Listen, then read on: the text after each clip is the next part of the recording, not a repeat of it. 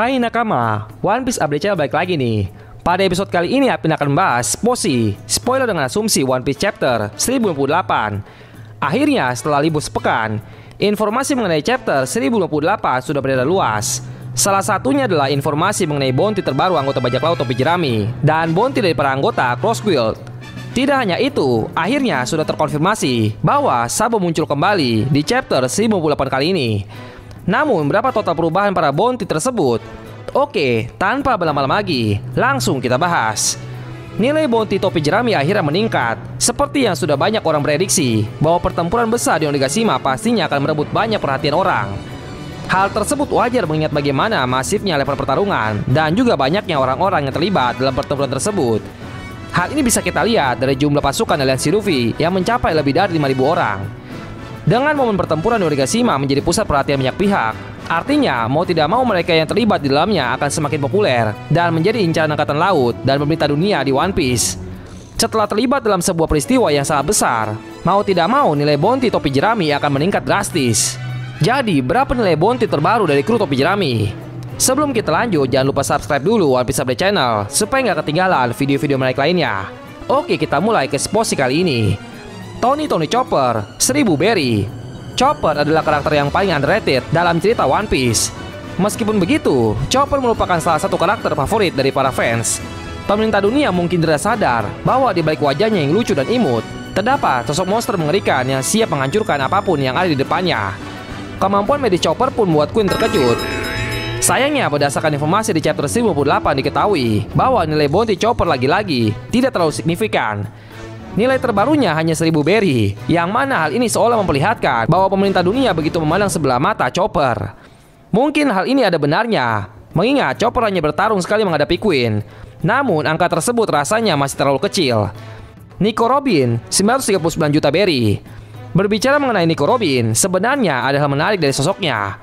Bukan mengenai kekuatan atau karakternya, melainkan nilai buruan yang dia miliki.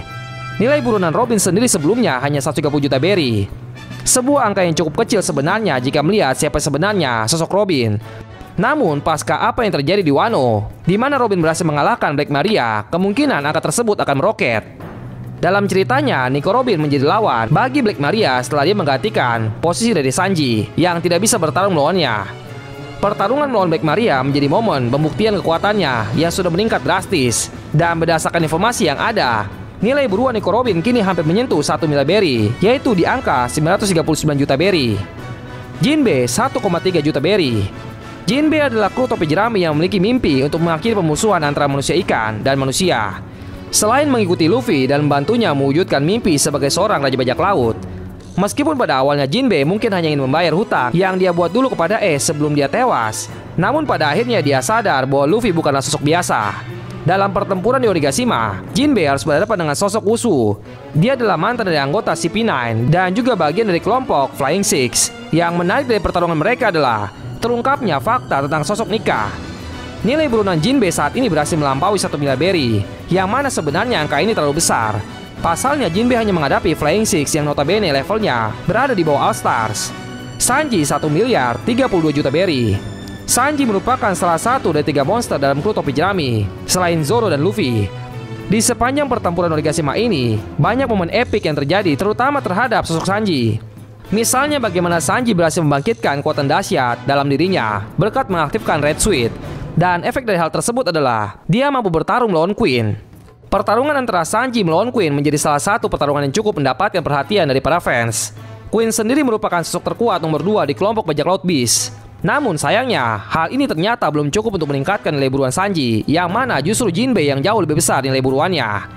Masih belum kita ketahui apa ada faktor lainnya yang membuat nilai buruan Sanji lebih kecil dari Jinbe. Roronoa Zoro, 1 miliar 101 juta Berry. Zoro merupakan tangan kanan dari Luffy dengan kekuatannya yang dahsyat. Dia juga merupakan sebagai salah satu ahli pedang terkuat dalam ceritanya. Zoro memiliki mimpi untuk menjadi ahli pedang terkuat di dunia, mengalahkan Mihawk. Perlahan tapi pasti, Zoro berusaha untuk mewujudkan mimpinya tersebut. Meskipun memang rasanya masih sangat jauh bagi Zoro untuk melampaui Mihawk. Nilai buruan Zoro sendiri akan meningkat cukup tinggi pasca Aquano ini. Pasalnya Zoro mampu berhadapan langsung dengan Kaido dan juga Big Mom. Bahkan Zoro pun mampu untuk mengalahkan tangan kanan dari Kaido, yaitu King, yang merupakan bagian dari ras Tsunadian. Dan hal ini terbukti, di mana nilai buronan Zoro sekarang berada di angka 1 miliar 101 juta berry. Yang mana hal ini menjadi angka yang sangat fantastis. Monkey D. Luffy 3 miliar berry. Nilai buruan Luffy sebelumnya adalah 1,5 miliar berry. Nilai yang fantastis dan merupakan nilai buruan tertinggi jika melihat rekan-rekan supernova yang lain. Sudah sejak lama para fans memprediksi bahwa Luffy merupakan orang yang kemungkinan besar akan mengalahkan Kaido di arc ini.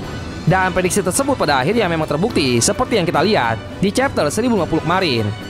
Dengan satu lagi bajak laut terkuat berhasil Luffy taklukkan, tentunya membuat dia semakin berbahaya dan menjadi incaran angkatan laut. Apalagi Luffy berhasil mengalahkan makhluk paling kuat di dunia dan bajak laut paling mahal dengan nilai buruan mencapai 4 miliar berry. Dalam chapter kemarin, terungkap bahwa nilai buruan Luffy sekarang berada di angka 3 miliar berry. Angka yang jauh lebih besar dari Blackbird dan hampir sama dengan angka milik Shanks. Franky 400 juta berry.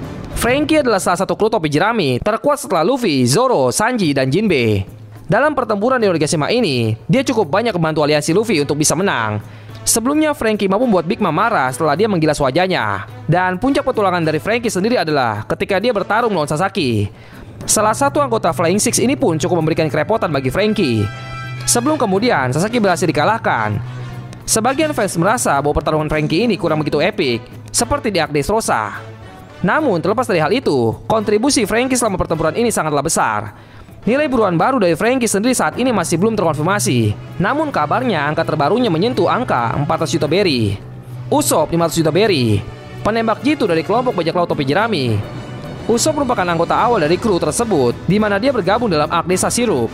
Sejak pertama kali muncul dalam cerita, Usopp memang sudah terkenal memiliki kelebihan dalam hal menggunakan ketapel. Namun seiring waktu, Usopp menunjukkan peningkatan kekuatannya dalam hal persenjataan dan sekaligus juga dalam hal menembak tepat. Selama di Onigashima, Usopp memang tidak terlalu banyak bertarung, seperti halnya Nami. Dia hanya berlari-lari dari satu lantai ke lantai yang lain bersama Otama untuk memberikan Kibidango. Meskipun begitu, Usopp juga kemudian menyelamatkan nyawa Kikunojo dan juga Kinemon yang terluka parah akibat pertarungan sebelumnya. Seperti halnya Franky, nilai buruan Usopp masih belum terkonfirmasi, namun kemungkinan angkanya mencapai 500 juta berry. Brook 380 juta berry. Brook adalah salah satu sosok karakter yang cukup berpengaruh di Aqua Cake Island, di mana Big Mom sendiri sangat menyukai sosok Brook.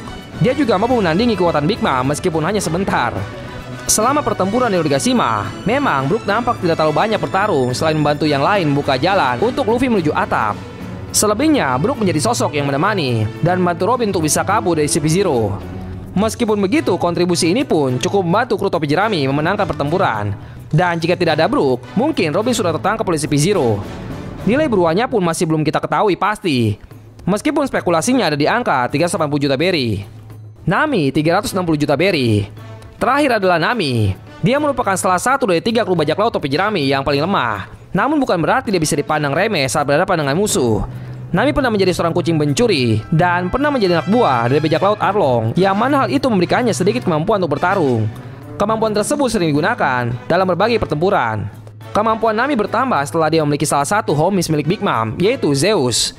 Hal ini bisa kita lihat dalam pertempuran melawan Ulti, di mana berkat kerjasama Zeus dan Nami, mereka mampu menaklukkan salah satu Flying Six tersebut. Nilai buruan Nami sendiri kabarnya bisa mencapai 360 juta berry.